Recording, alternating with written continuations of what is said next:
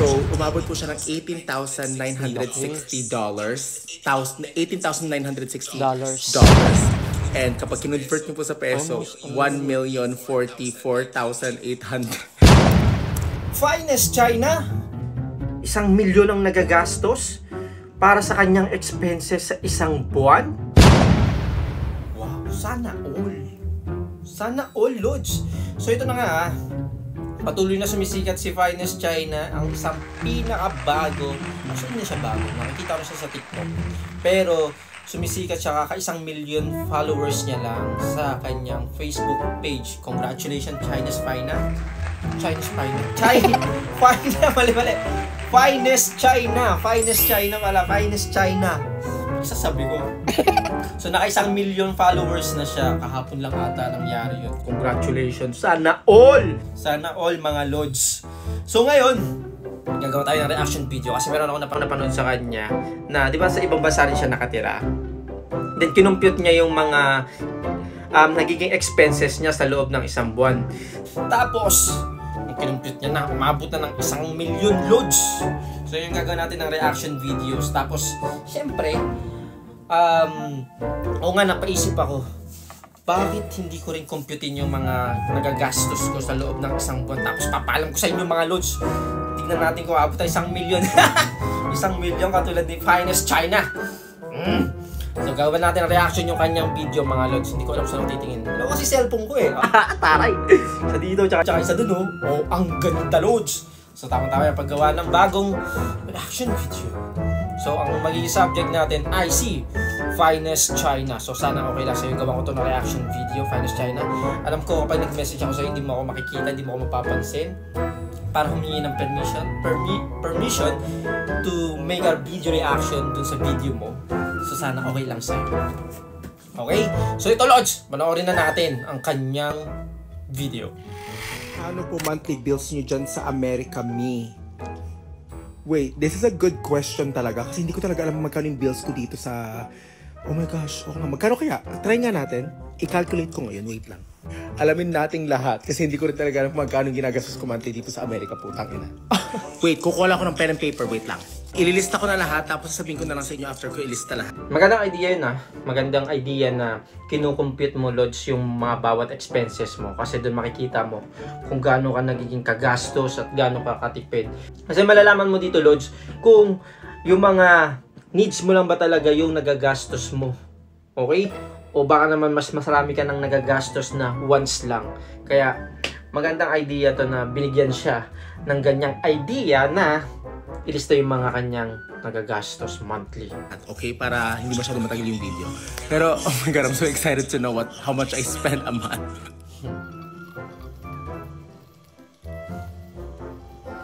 Ako nakapag-ready na ako kanina.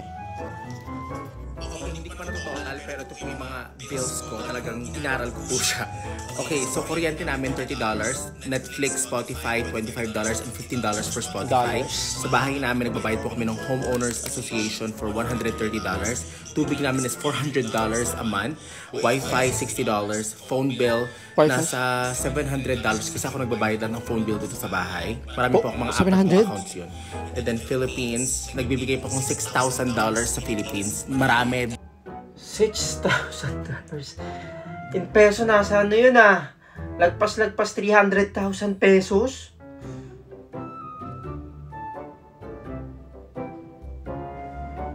Feeling ko kamag-anak ko to si Finest China, charot.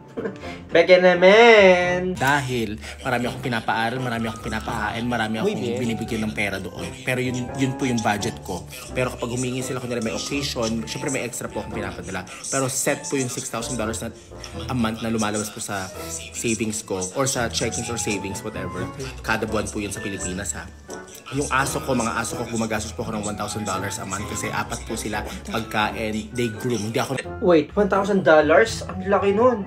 Meron din kasi ako may aso. 3 sila, tapos ako yung nagpapaligo, pero yung pagkain nila ay nasa magkano lang, sabihin na natin, nagagastos namin sa kanila €50 per month, nasa 2,500 pesos or more. Tapos niya, laki! Mabot na 55,000 pesos.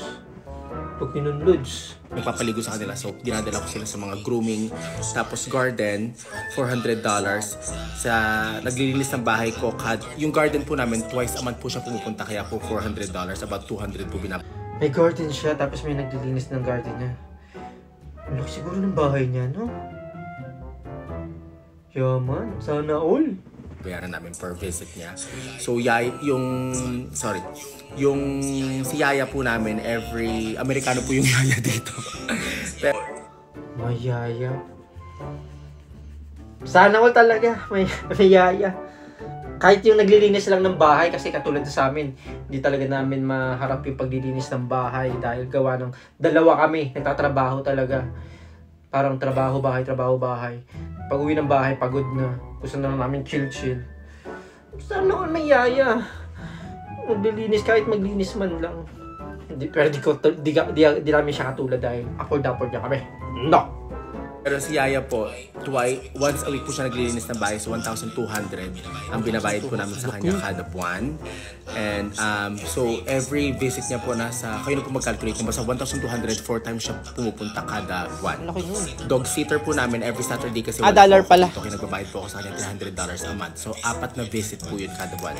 And pagkain ko po, umaabot po ako ng $700 a week. Kasama na po si Mama at yung mga nakatira dito. 3 lang po kami. Or 4. Sometimes. Pagkain po namin is $700 a week. So, a week? Monthly, mga $2,800 a week. O a month. Tapos, lumalabas po ako yung kumakain po akong restaurants and everything, ganun.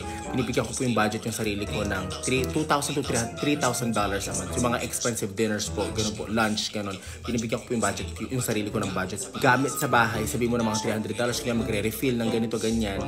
Mga kailangan sa bahay. So, $300 po yun.